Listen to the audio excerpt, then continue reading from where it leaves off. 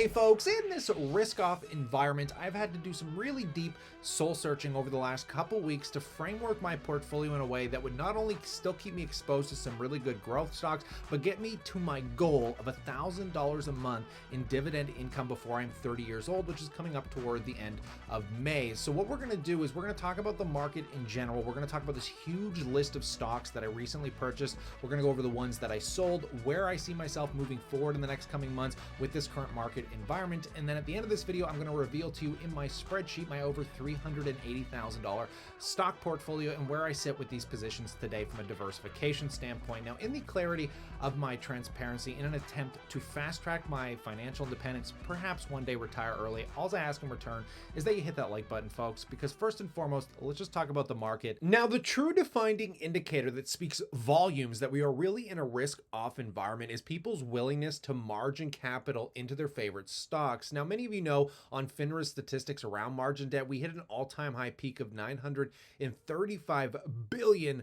That is absolutely absurd last October, and recently it's been deflating pretty drastically as now we sit under 800 billion, and something tells me that number is going to continue to go down moving forward because obviously with all this volatility, people don't know what is coming and what is going, and nobody really wants to get margin called here. Now, a lot of this probably speaks on the risk of inflation, the geopolitical events, and I'm honestly going to speculate here that I can't really see inflation going much more absurd than we've seen it in this last quarter here, because obviously we can only have one crazy geopolitical black swan event that really disrupted the commodities market. Obviously, the supply chains and people trying to work that out, basically coming out on the other half of this pandemic. I don't think those events are just going to happen again, and I don't think we're going to see oil do these crazy 20-30% spikes like we've seen in the past. But then again, I'm speculating, God only knows, but this is leading people into a flight to safety stocks, and that's generally what I've been doing in trying to framework my portfolio to getting to that $1,000 a month in dividends. So here are the stocks that I added. These are my ride or die list kind of companies that I've always wanted in my portfolio. And recently I've started adding fairly aggressively, leaving some room at hopes that they dip. First and foremost, McDonald's. Now, I used to work at McDonald's for 3 years. Every McDonald's in my area, anytime I go there, there's usually a lineup down the road to even get fast food. But nonetheless here, folks, McDonald's does have some big exposure to Russia. I think it makes up 2% of their global stores. So I'm curious to see how hit they're going to get on earnings, because every company I've watched earnings on has been a mixed bag of some good and some bad. But nonetheless, I did start picking McDonald's up here, guys. I wish I picked it up on the March 2020 dip, and I wish I picked it up on this dip. But if we're lucky, maybe we'll get some more dips into the future to continue to cost average in, leading us into the second stock, Procter and Gamble. Now, this is one that I used to hold in the portfolio, and it just never dips. It sits in the portfolios at the scale of likes Ray Dalio. I mean, a lot of those kind of recession-proof, long-term stabilized investors are buying this. It's a dividend aristocrat. We're talking about toilet paper. We're talking about toothpaste. So yeah, I did end up adding this one. I'm going to tell you guys how I ended up buying these because I did scale down my indexes, which I want to talk about in a second. Now, Home Depot.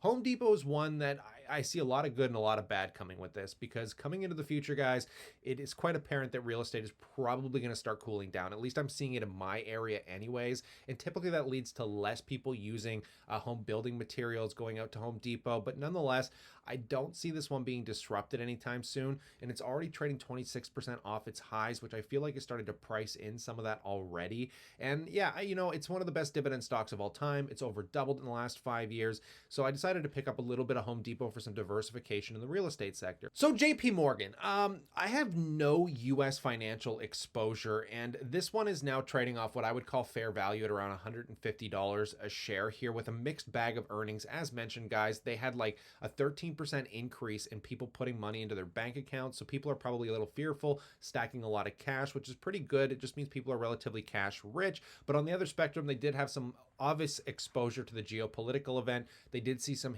hindrance on their earnings from that, but nonetheless, the stock is trading massively off its highs. I wish I waited to buy it after earnings, because I think I'm down about 4 or 5% on the position as it sits today, but very happy continuing to cost average into this one as well. Now, on the Canadian side of the market, many of you know I have been adding Canadian Apartment Properties REIT. This is a pure play to 70,000 residential suites.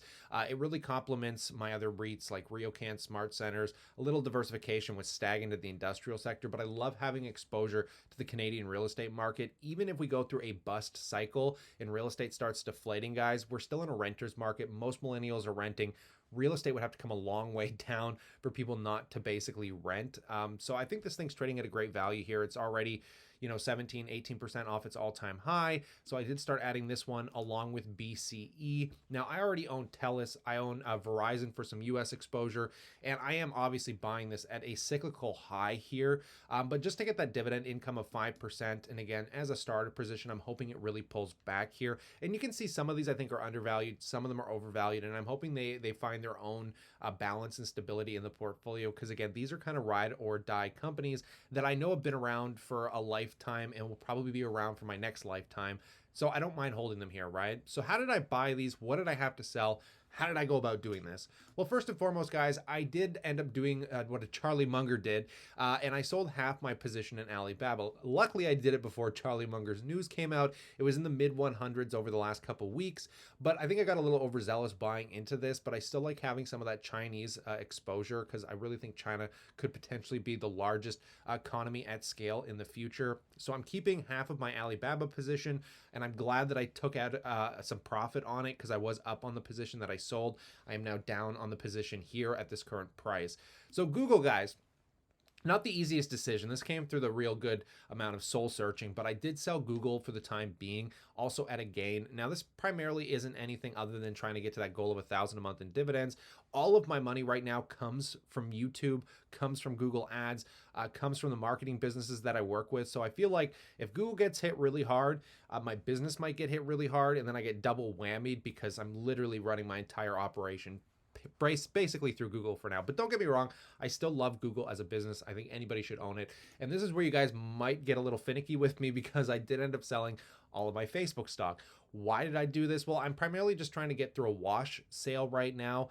I'm just basically waiting here. I sold so much profit out of my other stocks that I don't want to pay tax on those when I'm generally flat on the overall portfolio.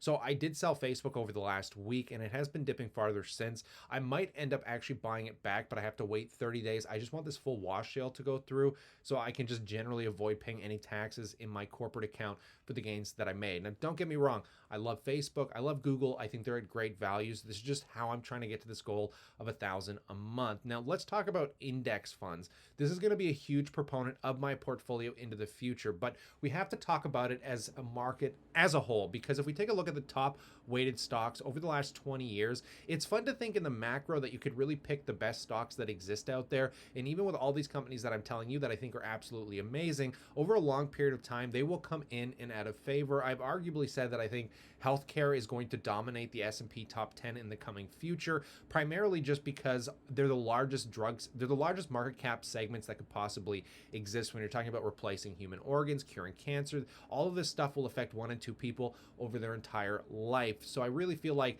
there's going to be a lot more shifting going on, and nobody really knows, right? So it's very proponented to most people to be having index funds in their portfolio. So let's talk about some index funds and how I end up picking these stocks, because I only play around in the world of large caps, and I've really come to favorably like an ETF called DGRO, the iShares Core Dividend Growth ETF.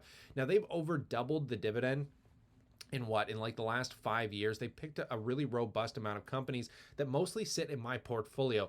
Johnson & Johnson is one of the largest positions in my portfolio. Pfizer, Microsoft, Apple, Procter & Gamble, JP Morgan, Merck & Company, Coca-Cola, Home Depot, so Pepsi. I mean, these are incredible companies. So this ETF really resembles what my portfolio is going to look, or generally looks like right now, which we'll see in the spreadsheet in a second. VOO, guys, look at this. Apple, Microsoft, I own those. I own Tesla still. I used to have Facebook, but there's Johnson & Johnson, JP Morgan, Procter & Gamble. This is just generally how I sift through stocks. These companies have already worked so hard to get these large weighted market caps and make their way to the top of the list in these ETFs, even on the Canadian side of the border with VCE here, which is another really good total market cap, or just basically the large cap stocks here in Canada. If we scroll down and we take a look at the top holdings, I own all of these as well. Royal Bank, Toronto Dominion Bank, Enbridge, Bank of Nova Scotia. We go farther down, there are more stocks currently on that list as well that I own. So this is how I would proponent most people that are interested in individual stocks, because I personally do not get joy joy out of buying ETFs, but I recognize the resilience of having these stocks that weight these companies based on the value of their market caps as they come in and out of favor in the market. So what I'm going to do moving forward is I'm going to try and bite my tongue here. I've made my core portfolio the way I want it, and I'm going to probably start using the dividend income to divvy it up along with my personal contributions into two aspects of the portfolio. Stocks that I want to love, that I absolutely love, that I want to continue adding to and cost averaging into, and then I'm going to start taking my new capital and primarily redirecting it into the index funds for protection and safety moving forward. But taking a look at the portfolio as a whole here, just take a look at the new sector allocation here, guys, because tech, I still hold my Bitcoin position. So Apple, Microsoft, Tesla, Alibaba kind of make up the tech and technology sector, I'm going to say, which is currently sitting about 16 or 17% with the wash sale of Facebook and getting rid of Google, which again, I might re-add after the next month. I just really want to see how earnings go. But then taking a look at the healthcare sector now with Johnson & Johnson, Pfizer, we can take a look at basically my consumer stapled companies, whether you're talking my largest here, which is Pepsi, you got McDonald's, Home Depot, Procter & Gamble, which again, they're fairly small positions, so I will continue to add to them. Then taking a look at the telecom sector now, guys, TELUS being the largest position here, but then we also obviously have Verizon, and now we have Bell. My financial institutions, I own 5 banks now, all making up an equal weighted position. My real estate sector, my utility sector, and then my cash position here as well being, again, a fairly tiny position, which I'm going to be building up over time. Now, when we take a look at this as a whole, from the dividend income side of things, guys, I've really divvied this up to proponently be Canadian income focused because that's where I get the best tax benefits. Now, obviously, some of this is completely tax-free, some of it's mildly taxed, some of it's fully taxed. I don't really care because the whole point is to generate income. You're always going to pay tax to some degree. So I'm just happy that over half this portfolio is pretty much tax-free. But right now, about, I think 36% of the entire portfolio comes from the US on the income front of things. And I really like that balance just because a lot of that over-border tax and issues that come with that. But yeah, guys, today on the entire portfolio value, we're yielding about just over 3% at $11,998, give or take about $100. So I'm very close to being on the cusp. I'm getting a lot of dividend income this month, over $1,000 as it is, and I'm going to take that and probably reinvesting that and then doing one more really good contribution will get me over that hurdle. Now, how do I see all of this moving forward? What do I really want to buy here? Well, I'm trying to core focus the stocks that I love. So, Tesla, Apple, Microsoft, I would like to start buying them back after Q1 earnings because I still think they're relatively overvalued. Now, Tesla could go either way. It's kind of I've just been in it so long. I just can't see myself wanting to get rid of it. And it has a bigger place in my heart right now than Facebook, I'm going to say, or Google does. But either way, when it comes to Apple and Microsoft, I did scale them down to a point where I'm hoping they get hit, and then I'm going to start buying them back. And if they don't get hit, it doesn't really matter. So the 3 ETFs that are going to proponent all of these companies for me, if I just come down, I added them to the list, which is going to be VCE, DGRO, and VO. These 3 ETFs, guys, give me full exposure to the Canadian economy, the US economy, and the dividend growth aristocrats that I truly love, which is literally basically my portfolio now, outside of the few exceptions that I love as well, like Bitcoin and Tesla, BABA, things that don't exist in those ETFs. So I feel like this is my ride or die portfolio moving forward here, guys. And when it comes to small cap and speculative companies, I still think there's great value when we're talking about the commodity small caps, very secular companies I'm watching right now, like this Gore's Guggenheim SPAC that's coming public with the merger with Polestar, which is another electric vehicle maker that I think is going to be very resilient, similar to Lucid.